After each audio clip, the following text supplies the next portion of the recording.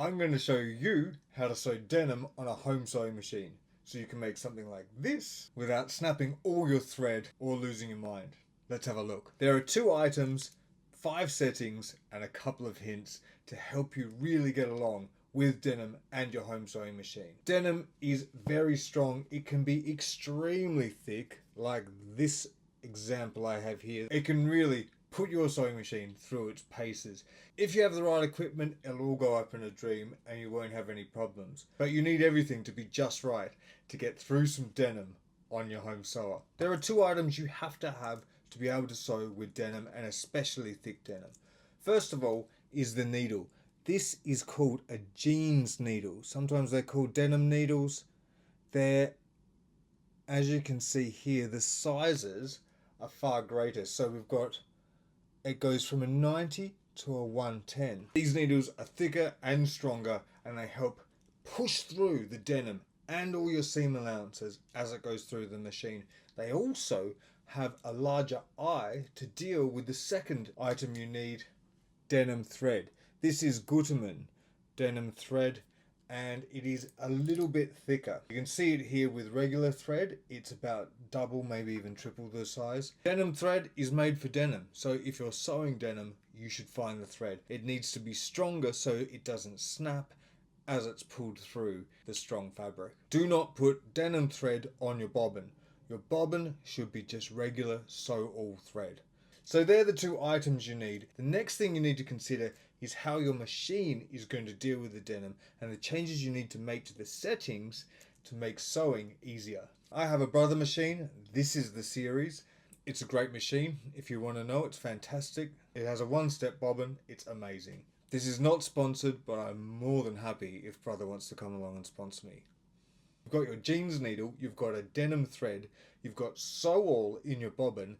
Let's thread out the machine, and then we have to talk about tension. When you work with denim, you need a higher tension. That helps pull the thread, keep it taut as it's going through all these layers, and is really strong fabric. Usually my tension is set to 3. When I'm sewing with thick denim, I set it to 5. So you're going up a couple. Always test with the fabric you're going to use a test patch and check it out. If your tension's too low, you'll have bird nesting on the underside. So it will look like you've got a problem with your bobbin. It's not, it's a problem with the tension on your top thread. If these loops are happening on the underside of your sewing, you need to turn your tension up. If something's happening on the top and you're getting loops at the top, you need to turn the tension back down. Next is the stitch. Move your needle into the middle, so put it in the center of your foot, and you need to set it to a slightly longer stitch just to help the machine deal with everything that's going on. It's got thick thread, it's got a thicker, harder needle, it's got thick fabric, everything is going on all at once.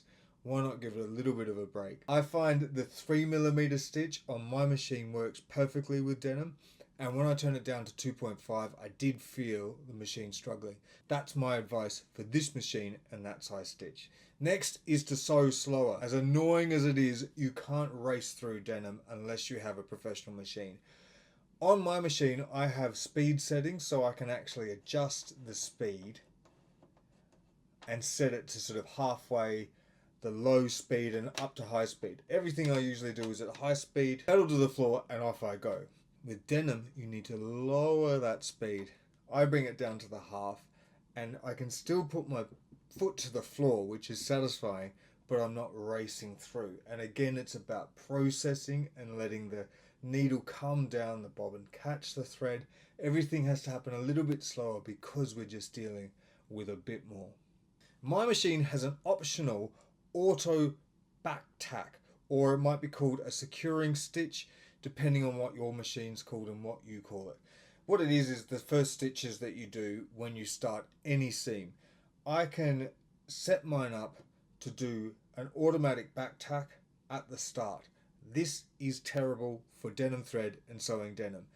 This crunches everything up with the machine trying to do loads of stitches all at once in the first minute. Get your machine, turn that function off if you can, start, do a slow back tack, maybe do 2, and carry on. So turn off any automatic back tacking at the start and at the end of your sewing, and it'll make it a far smoother experience. If you're sewing thick fabric, this isn't just for denim, it's for any chunky fabric or chunky bits of sewing. So when you really lay it up and you've got a good couple of layers there, is this little black button here. This is called the leveling button. I'm using a Brother machine and it's on the J foot, so if you have that, use it. When you go to lower your foot, push the pin and you'll see a little bar go into the back of the foot.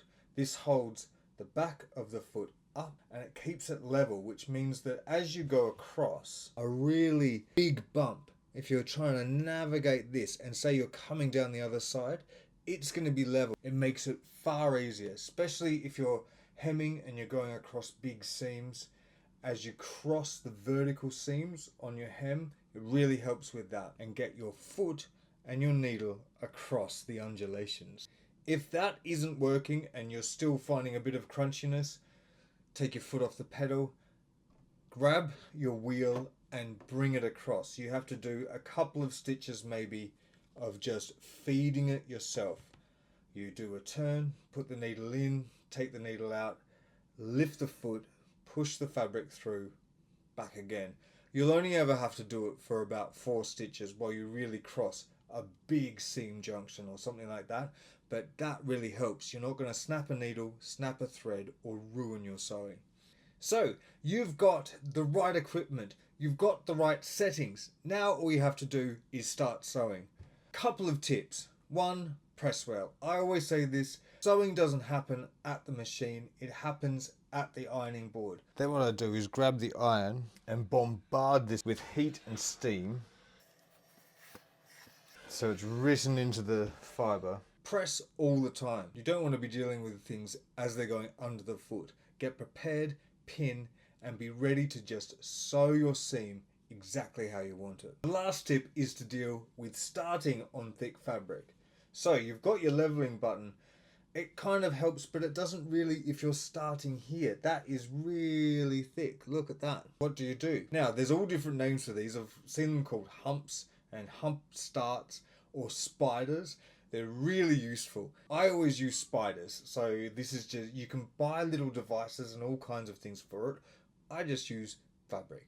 So fold up fabric to make it nice and thick as the seam you're about to start, and you slide it in right behind it, and that lifts the foot. You can even do the first couple of stitches on the spider, bring it across, then do your back tacks once you're on your fabric, and then snip it away at the end. It helps get that level playing field as you start the seam, which can be the maker and breaker of the rest of the seam, as we all know. That's it. That's how you sew denim with your home sewing machine. You can use these tips to make anything out of denim.